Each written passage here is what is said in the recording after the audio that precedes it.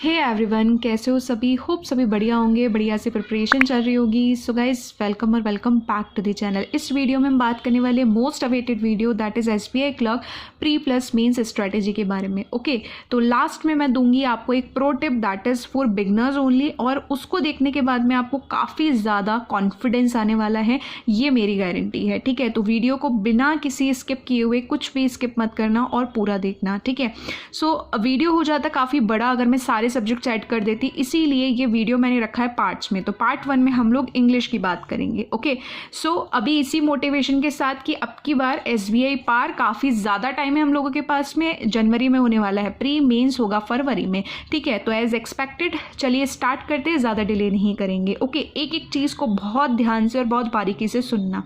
ठीक है, सबसे पहले हम लोग बात करते हैं यहाँ पे एडिटोरियल की। ठीक है, तो एडिटोरियल में आपको क्या करना है कि 2 एडिटोरियल आपको करने होंगे, एक मॉर्निंग में एक इवनिंग में प्लस वोकैब। ठीक है, जैसे सबसे पहले आप क्या किया करो कि जो भी आप सोर्स से पढ़ रहे हो एडिटोरियल, ठीक है, मेरे 2 सजेशंस रहते हैं, एक आशीष क्लासेस रहता है और एक रहता है निमिषा मैम का। ठीक है, निमिषा मैम का 7 बजे आता है, आशीष क्लासेस का 5 बजे इवनिंग में आता है। ठीक है, तो आपको किसी भी सोर्स से एक कर सकते हो। ठीक है, किसी भी सोर्स से आप कर सकते हो। आप चाहो तो ऐसा भी कर सकते हो कि एक एडिटोरियल आपने आशीष क्लासेस से कर लिया और एक एडिटोरियल निमिषा मैम से कर लिया। ठीक है, तो ऐसे भी आप कर सकते हो, तो ऐसे 2 वैरायटी हो जाएगी। पहले खुद आप क्या किया करो, वीडियो पॉज करके जो भी टॉपिक है ना उसको खुद से पढ़ो, गूगल में आराम से आ जाता है सारा कुछ। ठीक है, उसके बाद में आप वीडियो देखा करो, हाई स्पीड मोड पे भी देख सकते हो, सो दैट आपको क्या होगा ना कि जो जो एरर्स होती जा रही है रीडिंग के टाइम पे वो आपको पता चलेंगी। आपने क्या क्या स्किप कर दिया, ग्रामर्स के रूल्स वो आपको समझ आ जाएगा, आपको वोकैब तो डेफिनेटली लर्न होगी ही होगी। तो ये देखो, टाइम तो लगेगा ही लगेगा, टाइम तो देना ही पड़ेगा। अगर क्लियर करना है एग्जामिनेशन तो भैया आपको टाइम तो देना ही पड़ेगा। ठीक है, इसके साथ में क्या क्या करना है। अच्छा, पहले मैं बता दूं कि इसका यूज़ कहाँ होने वाला है एडिटोरियल का।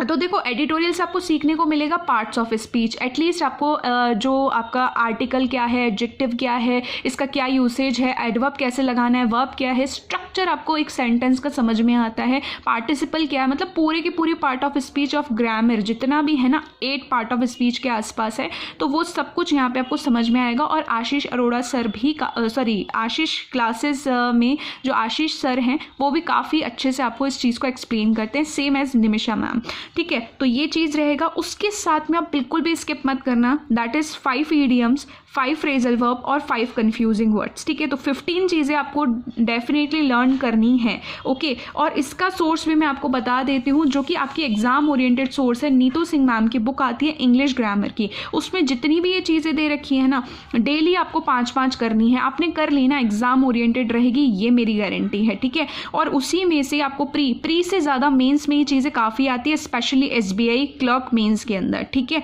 तो ये नीतू सिंह मैम की बुक से के अलावा आपको कहीं कुछ देखना नहीं है। ठीक है, रूट वर्ड ये वो उसके चक्कर में आपको कुछ नहीं पढ़ना है। ठीक है, फिर आता है कि एडिटोरियल का एक PDF भी टेलीग्राम चैनल में मिलता है, लिंक है डिस्क्रिप्शन में, ज्वाइन नहीं किया तो ज्वाइन कर लेना। ओके, नेक्स्ट थिंग पे आती है हमारी ग्रामर। ग्रामर के लिए मैं एक रामबाण आपको बता रही हूँ, यहाँ पे ध्यान से सुनना। ठीक है, डेली आपको एडिटोरियल और ये जो चीज़ें मैंने आपको बताई, इसके साथ में 5 रूल्स करने हैं, 120 रूल्स ऑफ ग्रामर। इसकी PDF आप बोलोगे तो I will share with you. ठीक है, कमेंट कर देना।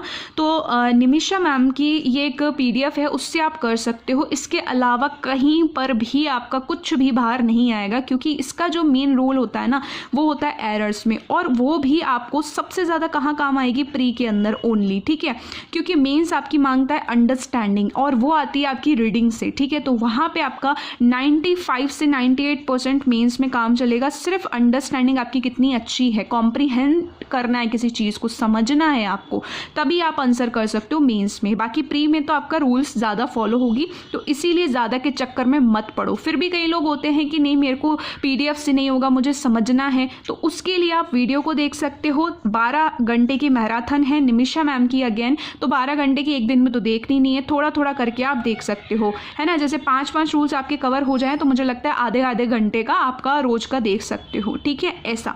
और अगर आप चाहते हो कि बिल्कुल डेप्थ में करना है, बिल्कुल एक बार डिटेल में करना है, तो फिर अगेन वही बुक जो मैंने आपको यहाँ सजेस्ट करी, नीतू सिंह मैम की बुक के साथ जा सकते हो। बट मुझे नहीं लगता, टाइम जितना बचाओगे ना उतना ज़्यादा अच्छा है। नो डाउट मैम की बुक काफ़ी अच्छी है, लेकिन फ़िलहाल टाइम के हिसाब से काम करोगे तो इतने में से ही स्मार्ट स्ट्रेटजी से आपका काम हो जाएगा। अगेन यहाँ पे 2 चीज़ें और ऐड करना चाहूँगी, दैट इज़ आपका एक तो होगा कि एरर्स, ठीक है, एरर्स होंगी और एक पैराजम्बल, ठीक है। हो सकता है आगे आने वाले दिन में क्लोज टेस्ट का भी मैराथन मैम करवा दे, कौन, निमिषा मैम, ठीक है। उन दोनों का लिंक मैं आपको डिस्क्रिप्शन में प्रोवाइड करवा दूंगी। ये एरर्स का करवा चुके हैं मैम, पैराजम्बल का भी करवा चुके हैं। डेली अगर 30 मिनट्स भी आपने इन दोनों वीडियोज़ को दिए तो यहाँ से आपकी काफ़ी अच्छी खासी हेल्प होने वाली है, मैं आपको ये गारंटी देती हूँ। और उसके बाद जब आप प्रैक्टिस करोगे तो आप बिल्कुल क्लैरिटी के साथ कर सकते हो, ठीक है।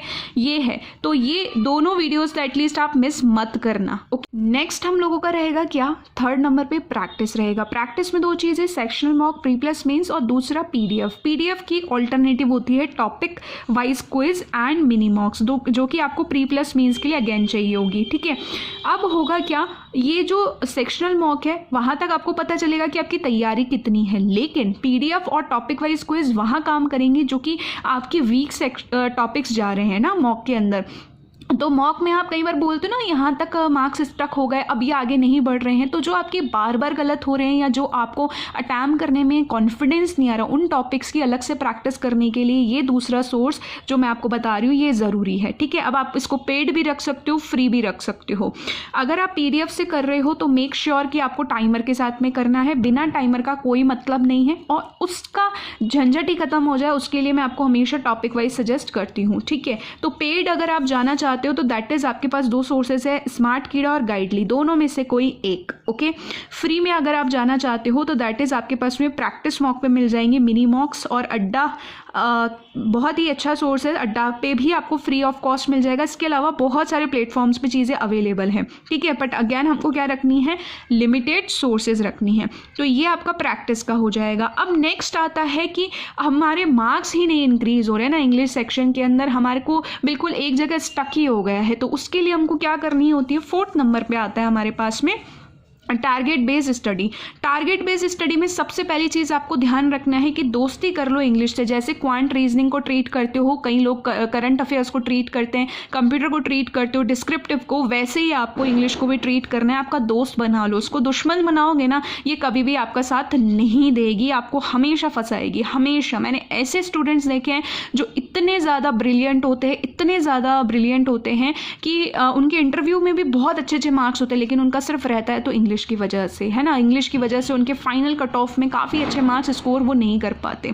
तो पहली चीज़ तो ये कहना बंद करो कि मुझसे नहीं होगा, आज ही बंद करो इसको, ठीक है।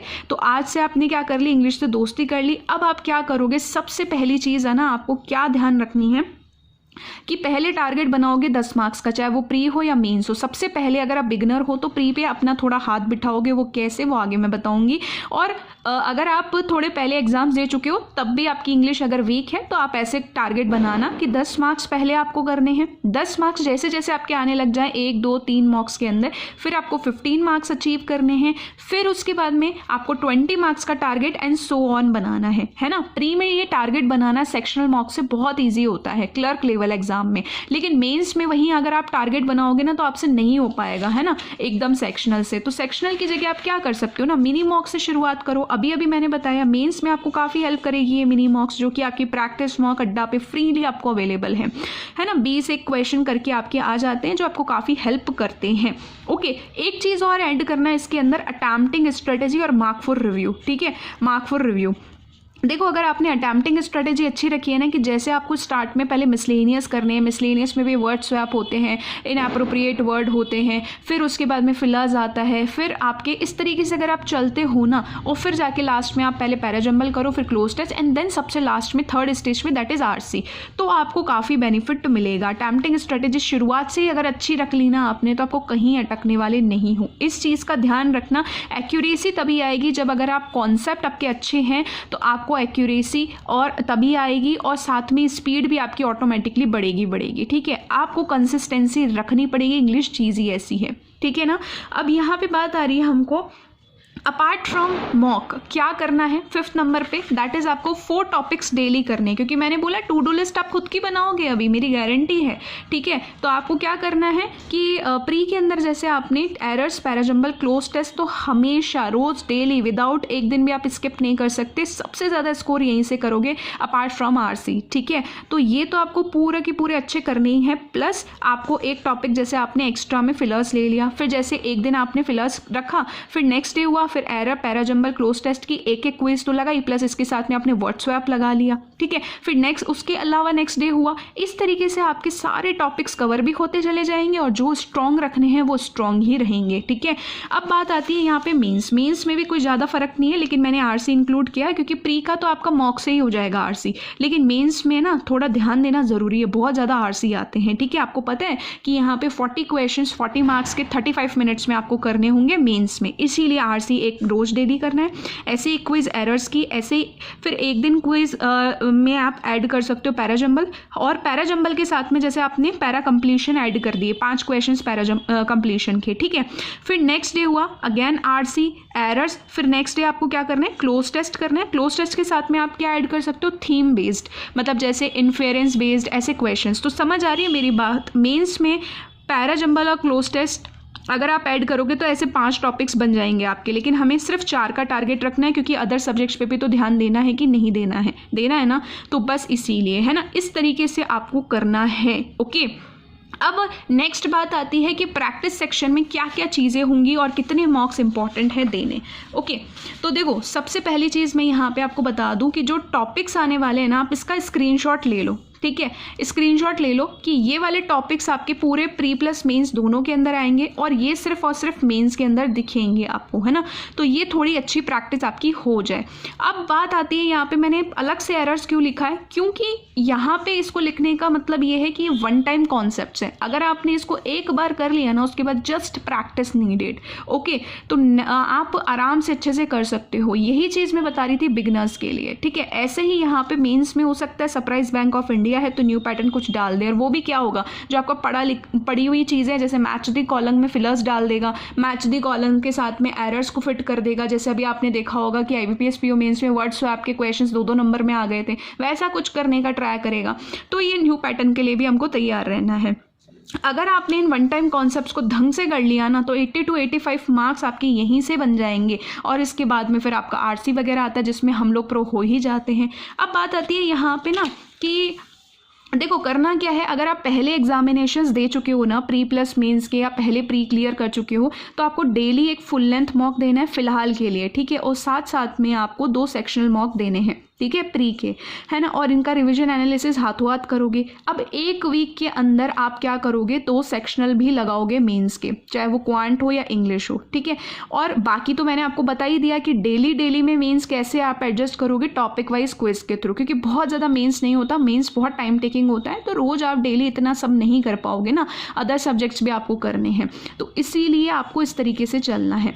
बट अगर आप एकदम बिगिनर हो, बट एटलीस्ट मैं एक्सपेक्ट कर रही हूँ कि आप कुछ तो पढ़ चुके हो, कुछ तो आपको नॉलेज होगी ना, तो उस केस में आपको क्या करना है, 15 डेज मैं बोल रही हूँ, ग्रामर जैसे मैंने बताया वैसे करना 120 रूल से, ठीक है। उसके अलावा आपको क्या करनी है, सिर्फ कॉन्सेप्ट सीखने, जो मैंने बता दिया वन टाइम कॉन्सेप्ट, ठीक है। उसके बाद में आपको जस्ट प्रैक्टिस शुरू करनी है, that is topic wise quiz. 15 दिन सिर्फ टॉपिक वाइज क्विज पे ही चलना, ठीक है।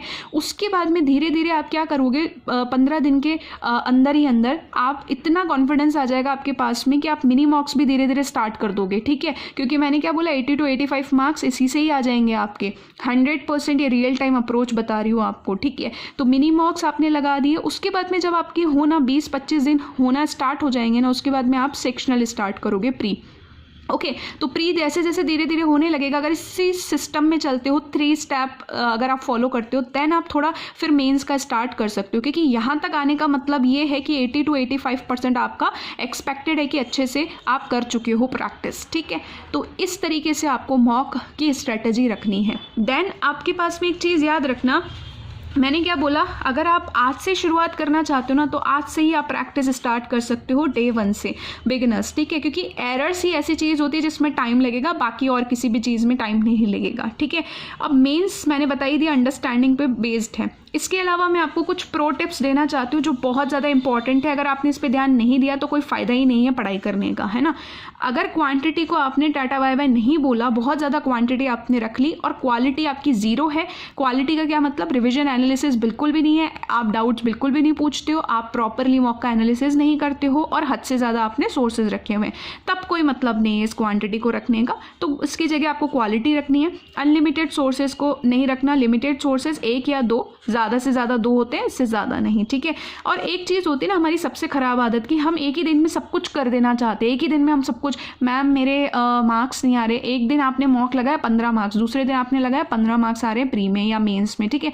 अब नेक्स्ट डे थर्ड डे आप मेरे पास में डाउट आ जाएगा कि मैम मेरे तो मार्क्स ही नहीं आ रहे, अब मैं क्या करूँ, है ना। तो उस केस में आप क्या करोगे, आपको थोड़ा भरोसा रखना है, एक दिन में सब कुछ नहीं होता है, थोड़ा बैलेंस स्टडी कर रहे हो ना प्री प्लस मेंस, टाइम लगेगा बट आप कर सकते हो। ये स्मार्ट अप्रोच के साथ में आपको चलना है, ठीक है। डाउट पूछने हैं, व्हाट्सअप डिस्कशन ग्रुप को ज्वाइन कर सकते हो, लिंक टेलीग्राम में मिल जाएगा आपको, ठीक है। उसके बाद में आपको प्रिपरेशन का एनालिसिस करना है, दैट इज़ वीकली, कि आपने कितना क्या क्या पढ़ा और कितनी कितनी इंप्रूवमेंट आ रही है, खुद से खुद की प्रिपरेशन की ही जाँच करनी है। सो इस वीडियो में बस इतना ही है, ठीक है। आई होप आपको एकदम कॉम्प्रिहेंसिव वे में समझ आया होगा कि आपको कैसे क्या करना है इंग्लिश को लेकर के, और आपके पूरे डाउट्स क्लियर करने की मैंने पूरी कोशिश करी है। जैसे मैं अप्रोच रखती हूँ ना इंग्लिश के अंदर, वैसे ही मैंने आपके साथ में शेयर करने की कोशिश करी है, ठीक है। तो अब यहाँ पे बात आती है कि टू डू लिस्ट जो जनरलाइज वे में मैं आपको बताती हूँ, दैट इज़ आपका टेलीग्राम में अगेन आती है। आप वहाँ से भी अपना टिप ले करके, वहाँ से भी थोड़ा सा देख करके अपनी टू डू लिस्ट खुद बना सकते हो अकॉर्डिंग टू योर स्केड्यूल, अगर आप वर्किंग हो या पूरे दिन आप स्टडीज़ करते हो। और यहाँ से भी चीज़ें कैसे आपको मैनेज करनी है, सब कुछ हिंट मैंने आपको दे दिया है, ठीक है। तो अब वीडियो अगर आपको हेल्पफुल लगी है तो ज़्यादा से ज़्यादा आपको शेयर करनी है, लाइक करनी है, सब्सक्राइब करना है channel for more informative videos, क्योंकि नेक्स्ट जो हम लोगों का रहेगा ना, वो रहेगा हमारा क्वांट। और क्वांट में मैं एक चीज़ जो सबसे कॉमन डाउट होता है कि अर्थमेटिक कैसे हैंडल करें, वो सबसे अच्छे से डिटेल में बताऊंगी। तो अगर आप चाहते हो तो इसको ज़्यादा से ज़्यादा आपको शेयर करना पड़ेगा, ठीक है। So till then take care, bye bye and all the best. Any doubt you can ask in comment as well. As soon as possible I will reply. Good luck, prepare well. You can do it, you can make it happen. Just believe.